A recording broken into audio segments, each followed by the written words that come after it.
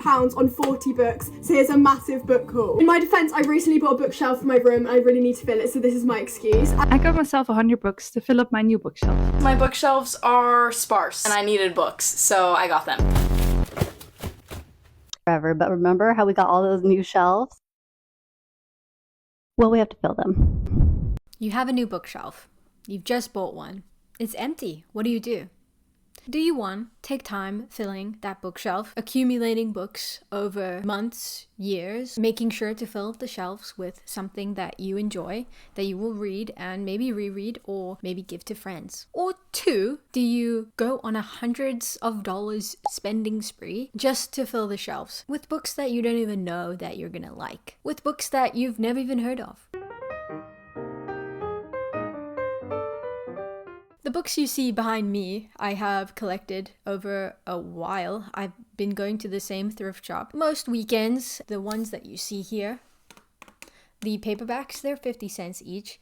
The book like Trust was $1. This book, not the Dutch House, I was scammed to getting the Dutch House. That's another story for another time, actually. I do want to cover that. This other hardcover was $2. And I think some other ones I swapped out for little library books. But anyways, it's been a long time. I've really enjoyed filling the shelves slowly but surely, not worrying about what it looks like, the aesthetic, none of that. Just kind of the thrill of the hunt, if I'm being honest. I kind of make this joke a lot, and it's that, you know, I like going to thrift shops more than a Barnes & Noble or Amazon or anything like that, just because I like finding good finds. I like finding books that I've been looking for, which happened actually.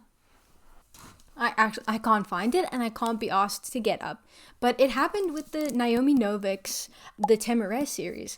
I remember seeing it recommended on one of these subreddits, you know, books that feel like this, saw it recommended there. And I was like, well, I would love to get it. I'm not going to buy a full series, just straight up. I'm just not going to do that. But what happened is I went to Goodwill the next day or that weekend and I saw it there, and it's one of my favorite series now. I finished the first book and I enjoyed it so much. This one I found, as you can see, I found it at a library thrift store.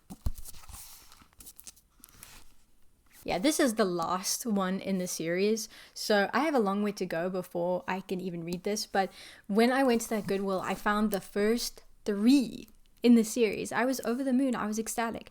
You know, that feeling is just not the same, at least for me.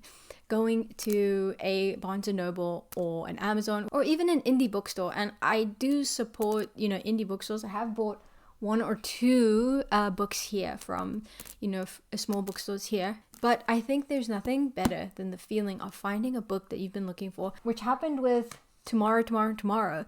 My cousin actually recommended I read this, and I just happened to find it. I was like, this is amazing. I can't believe I found it. So when I see videos of hauling, I was gonna say thousands, no one's hauling thousands of books, hundreds of books, or like 50 books plus, it really just, I get disappointed for them, because I know that once the feeling is done, after you've gone out and bought all that and you come home and it's like, well, what's next? Now you have to read them. And you know, there is that kind of discourse that reading and buying books are separate hobbies, and I can definitely see that. This library has made me view buying books differently, because now it feels more of like a separate hobby, like collecting books, and specifically pretty books or special editions of things feels like a separate hobby, because then I can display them.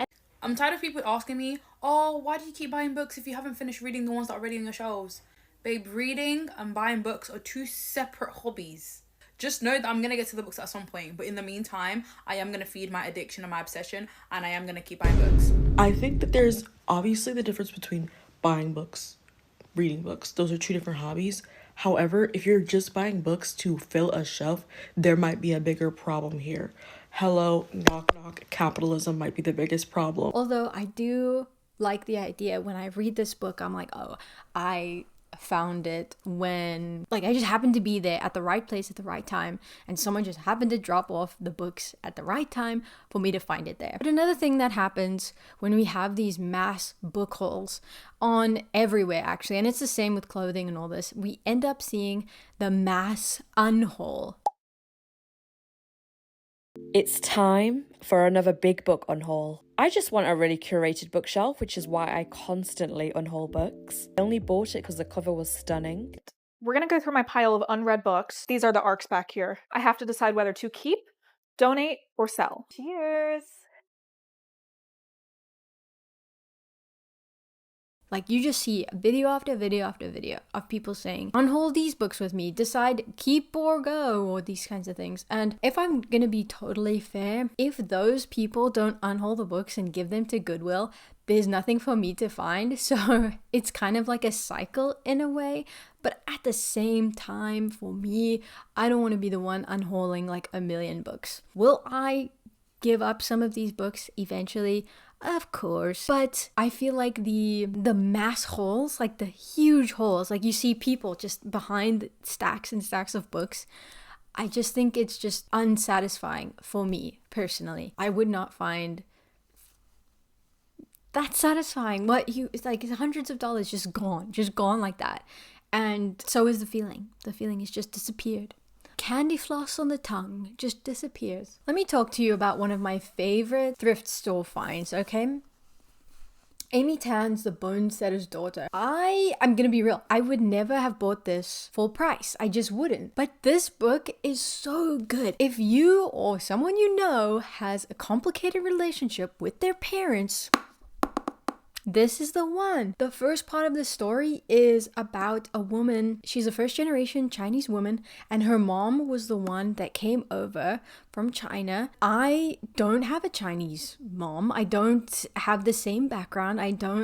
But there's something that's just universal in this book. It's just the relationship between child and parent is just fantastic. And even though I don't come from the same cultural background, this really freaking hit.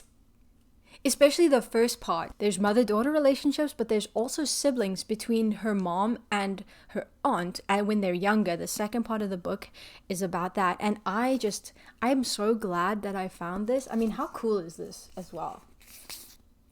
If I didn't buy books from the thrift store, I don't think I would have found this one. I don't think I would have found like one of my favorite reads ever, actually. I'm not even joking. The first part of this book is It's heartbreaking, but in a good way.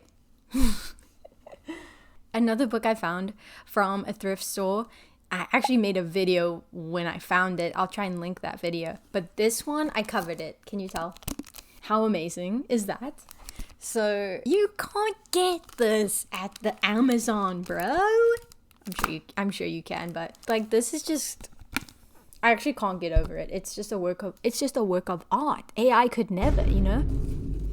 Something I find at thrift stores a lot is book of the month books. I find those a lot. Also, I don't know what half price books is smoking over there. They hopelessly overcharge for book of the month books. Like, really? Dude. And book of the month books, that's a whole other beast.